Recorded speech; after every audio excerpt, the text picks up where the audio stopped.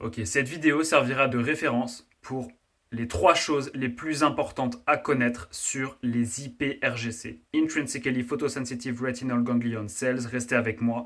Ces cellules, vous les avez dans votre rétine qui est déjà le début du cerveau, votre rétine qui permet de, quand vous voyez quelque chose de joli, votre rétine le dit à votre cerveau. Les IPRGC ne servent pas, contrairement aux cônes et aux bâtonnets, qui sont les autres types de photorécepteurs, elles ne servent pas à voir les formes, à voir la beauté de la vie, à voir les couleurs. Non, les IPRGC, elles sont pas nombreuses. Et pourtant, elles sont capitales pour votre vie. Elles servent à percevoir la lumière. Elles, leur langage, c'est pas la rhodopsine et la iodopsine, que sont les protéines, respectivement, des bâtonnets et des cônes. Non, leur langage, c'est la mélanopsine. À ne pas confondre avec la mélatonine, je vais y revenir. Enfin, je vais expliquer déjà là. Les IPRGC voient la lumière quand il y a de la lumière. Les IPRGC vous permettent d'être concentré, productif, d'être heureux, d'être positif, d'être calme quand elles voient de la lumière naturelle. Et elles vous permettent de dormir quand elles ne voient pas de lumière naturelle et quand elles ne voient pas de lumière artificielle.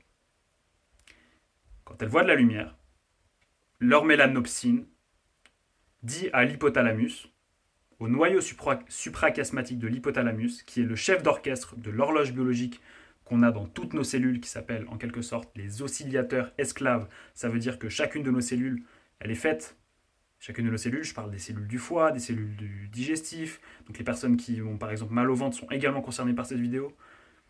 Vous savez par exemple que vous avez plus mal au ventre quand vous avez mal dormi, et du coup mal mangé, et bref, une horloge biologique pas bonne. Eh bien, toutes nos cellules ont une horloge qui est dite périphérique, c'est les oscillateurs esclaves, et elles sont soumises à cet hypothalamus qui reçoit en premier le signal des IPRGC qui sont dans la rétine. Mais ensuite, l'hypothalamus, quand il voit pas de lumière, non pardon, on va faire ça, quand il voit de la lumière, il dit à la glande pinéale, il ne faut surtout pas sécréter de mélatonine. Mélatonine, hormone du sommeil, pour simplifier, même si elle fait plein d'autres choses. Et quand les hyperGC, cette fois-ci, ne voient pas de lumière, le soleil s'est couché, admettons qu'il n'y ait pas de lumière artificielle dans notre vie, elles ne voient pas du tout de lumière, à part celle de la lune, à part celle peut-être du feu, mais bref, elles ne voient pas de lumière. Elles le disent à l'hypothalamus dit à la glande pinéale, ok, c'est le moment de commencer à sécréter la mélatonine. Et on sécrète un maximum de mélatonine entre 3h et 5h du matin. Ce qui explique pourquoi entre 3h et 5h du matin, c'est la période, le moment le plus difficile, si vous voulez rester debout. Mais donc, les 3 choses les plus importantes sur les IPRGC. Spécificité, temporalité, localisation. Spécificité en premier. Les IPRGC la vie est inégale, la vie est injuste, elles sont beaucoup plus sensibles à certains types de longueurs d'onde, à certaines couleurs. Elles sont beaucoup plus sensibles à la lumière bleue, c'est pour ça que vous entendez tout le temps parler de la lumière bleue, et elles sont aussi très sensibles aux ultraviolets.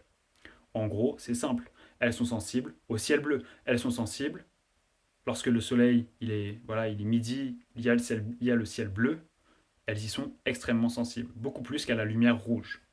Ça ne veut pas dire que le lever et le coucher de soleil ne sont pas importants pour notre horloge biologique, au contraire.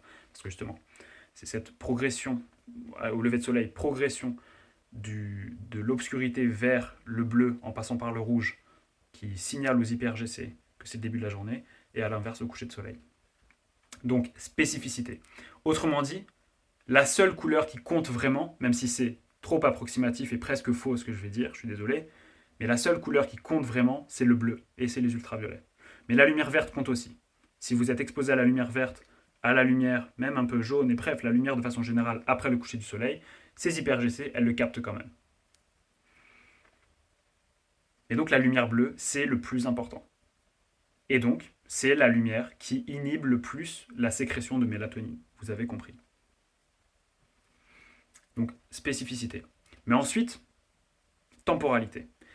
Les IPRGC, imaginez ça comme un timer. Le matin, c'est pour ça que je le dis dans de nombreuses de mes vidéos, les premières heures de la journée sont capitales pour votre horloge biologique.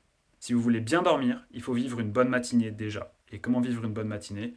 En respectant ces hyper-GC. Parce que quand elles voient de la lumière, et notamment le lever du soleil, donc, les hyper-GC, elles lancent le timer et elles disent ok, dans 12 à 16 heures, ce sera le moment de dormir, ce sera le moment de sécréter la mélatonine.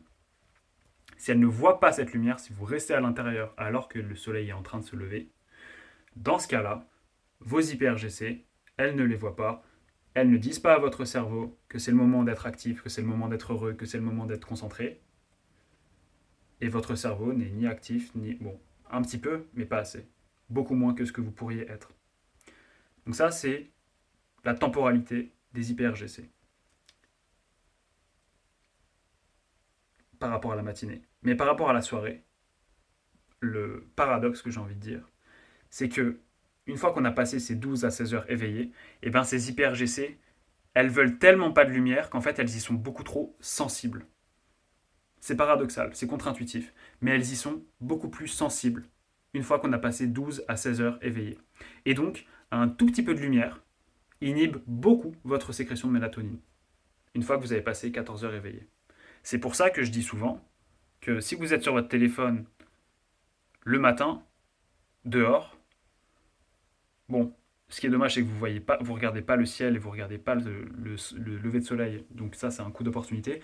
Mais en gros, quand vous regardez de la lumière bleue dehors et qu'il fait jour, vous savez déjà que ça vous impacte moins que quand vous êtes en train de scroller. Quand vous êtes en train de scroller sur Instagram ou sur YouTube à 23 heures dans votre lit. C'est pas pareil.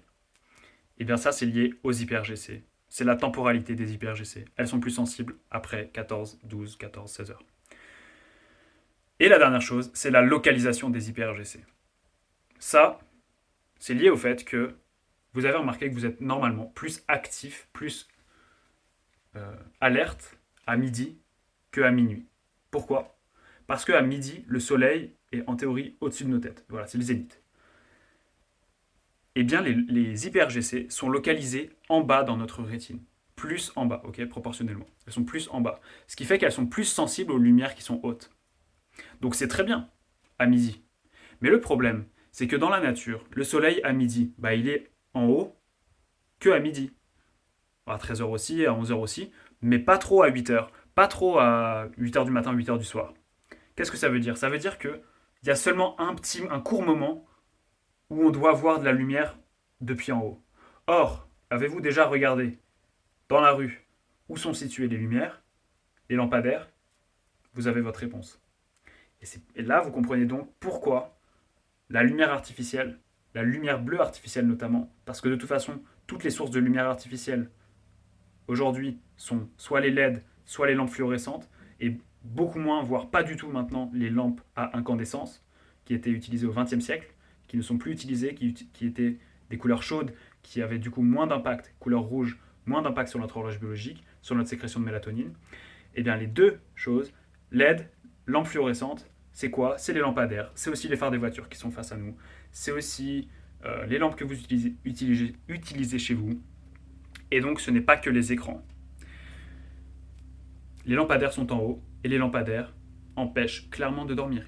Elles émettent, toutes ces sources-là émettent un pic de lumière bleue, et c'est pour ça que vous entendez toujours parler de la lumière bleue. Et évidemment que la lumière bleue, c'est quelque chose de prouvé, c'est quelque chose de logique. Les gens qui, désolé j'ai un message, les gens qui disent que c'est faux, même s'ils sont ophtalmologues, même s'ils sont opticiens, bah ils n'ont tout simplement soit pas regardé un arc-en-ciel, soit pas regardé le ciel bleu, soit pas regardé une vraie nuit, soit pas regarder PubMed, d'accord? Parce que c'est également effectivement prouvé et c'est logique sur la mélatonine, sur les mitochondries, sur plein de choses. Donc, des fois, il y a des gens qui sont hautement diplômés, qui parlent sans avoir recherché, c'est pire.